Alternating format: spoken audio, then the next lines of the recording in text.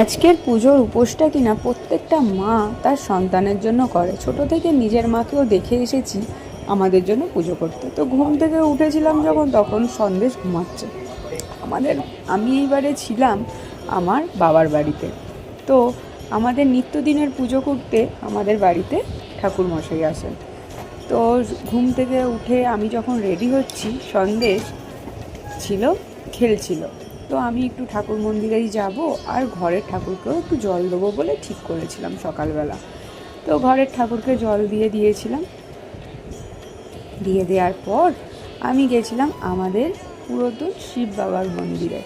হ্যাঁ, যাকে আমরা বাবা পঞ্চানন্দের মন্দির বলে চিনি। আমার অনেক ভিডিওতেই তোমরা দেখতে পারবে আমি এখানে এলে একবার হলেও বাবা পঞ্চানন্দের মন্দিরে যাই। আর এইবারে তো অনেকটাই স্পেশাল যে আমি প্রথমবার আমি আমার ছেলের জন্য উপোস করছি। আর সেটাও উপোস করছি আমার বাড়িতে থেকে, আমার এই বাবা পঞ্চানন্দের মাথায় জল ঢেলে। তো সকালবেলায় গিয়ে বাবার মাথায় জল তো ঢেলেছিলাম। সকাল আর বলা যায় না, গেছিলাম 12:30 1টা করে। তারপর বিকালে ঠিক করেছিলাম মোম কিনা জ্বালাতে যেতে হয়। তো সন্দেশ দাদান বাড়ি আসা মানে বেশিরভাগ সময়টাই থাকে সে তার দাদা দিদি মানে মেঘামাসির ঘরে। তো দাদা তখন ঘরের ঠাকুরকে পুজো দিচ্ছিল, ও হাতে হাতে কিনা জোগাড় করছিল। আর ঘন্টা আর ঢাক বাজাতে সে তো ওস্তাদ, তাই সে একটু বাজিয়ে দিচ্ছিল।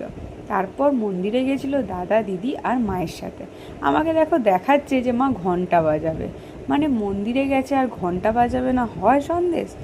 বেশ বসে ঠাকুর পুজো দেখছিল আমাদের সন্দেশ। তার নামে মোম জ্বালিয়ে ঠাকুরকে জানালাম তাকে সুস্থ রাখে যেন আর ভালো রাখে। তার নামে উপোস আর বাড়ি ফিরে একা একা খেলে কি করে হয়, তাই সে মায়ের থেকে একটু তো ভাগ বসিয়ে নিল তারও খাবারে, যেইটুকুনি আর হয়। খাওয়ার থেকে বেশি তো সে মাখেই বেশি, তো তাও সে একটু খেলো। এইভাবেই কাটলো প্রথম বছর আমার নীলষষ্ঠী। ভালো রাখুক প্রত্যেকটা সন্তানকে তার মায়ের কোলে।